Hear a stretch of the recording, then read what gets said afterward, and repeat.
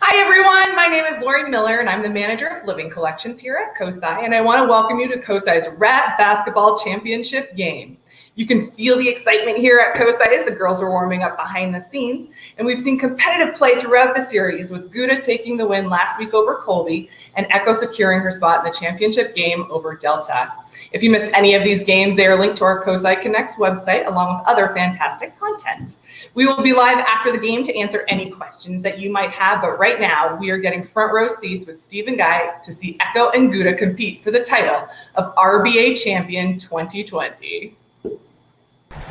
Hello and welcome back to COSI and the finals of the inaugural Rap Basketball Association RBA Rap Basketball Tournament. I'm Steve, play-by-play. With me as always is Guy Talks a Lot. Thanks, Steve. It's great to be here. This is so exciting. The finals of the inaugural tournament. My goodness, I cannot believe it. And these rats right off the bat, they are showing us what they've got. Absolutely. Back and forth, knotted up right from the beginning.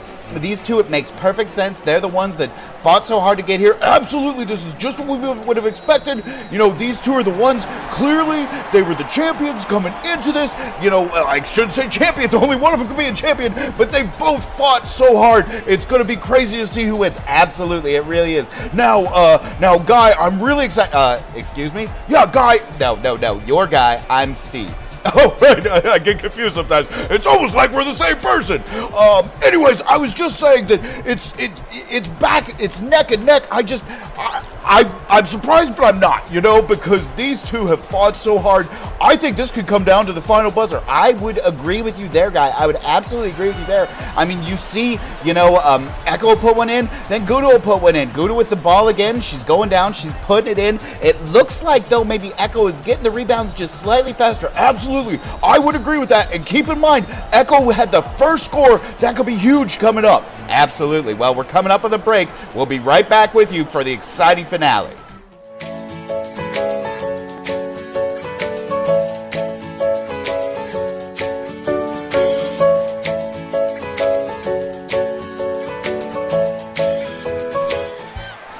And we're back. My goodness, it is still just neck and neck. Gouda putting it through. Yeah, but Echo going right back down the court immediately. You see that? Slightly faster on the rebound. Slightly faster. Gouda taking it.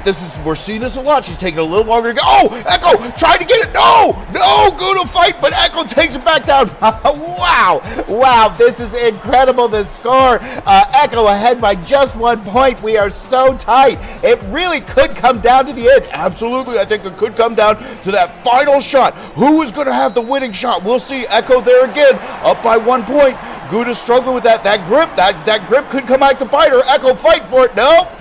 Yeah, absolutely. Echo couldn't quite contest the shot, but she went right back down and scored. Crazy. This is crazy. What a fitting finale to this incredible tournament. I just want to thank all of our viewers who have stuck with us this entire time. You are going to be treated to a fantastic ending, and it's over! This has been brought to you by COSI, a nonprofit science and technology center in Columbus, Ohio. If you liked this video, remember to like, subscribe, and comment below. Also, please consider a donation to COSI so we can continue to engage, inspire, and transform lives and communities by making science accessible to everyone, everywhere. For more information, visit cosi.org/support. And there you have it. Echo is our Rep Basketball Association champion for the 2020 season. For all of you that stayed with us throughout this entire time, thank you so much for tuning in. And we have a very special prize for Echo, who's hanging out with me here. She's got a trophy full of banana chips, which are her very favorite thing, as well as bragging rights, of course. So other weeks we have had animals from the collection to introduce you to, but I thought it was fitting for the championship game to go into a little bit more detail about how we actually get them to play. So we do get these guys when they're about 4 weeks old. So they're just little bitty rats. And at the very beginning, all we do is socialize them. So we will play with them. People will get put on their schedules to play with baby rats, spend time with them, give them lots of treats, so that they know that hanging out with people is a really fun activity.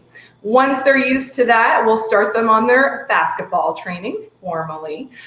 So what we do is we break it up into smaller steps. So it's very similar to how you and I learn. So if you've ever learned how to play an instrument or basketball or any other sport, there's very specific ways that we learn. So these guys need someone to show them what we want them to do. So if you have a coach or a teacher who instructs you, it's really similar. The barrier that we have is that I don't speak rat very well. So I have to figure out how to tell her what it is I want her to do. So in order to do that, we actually clicker train them. So if you've ever clicker trained a dog, it works very similar. So what we do is we have her do trial and error. So we're going to put her in the basketball court. We'll give her lots of rewards for being there to let her know that that's a great place to be. And then the way that the clicker trainer works is we'll give her a reward and we will click at the same time. And so what happens is she associates that clicking sound with the treat. So sometimes when they're picking stuff up, I want her to know right away that she did what I wanted her to do. And this clicker is the best way to do that. So once they understand the clicker, there are little treat holes at the back of the court. I'm not sure if you guys noticed, but every time they scored a basket, they came back to get their treats. So in the initial parts of us training them, we have a click every time they're doing the behavior that we want, and that triggers them to go back to that treat hole to get their treat. And of course, they want to keep doing that because the more times they do the behavior I want, the more treats they can get.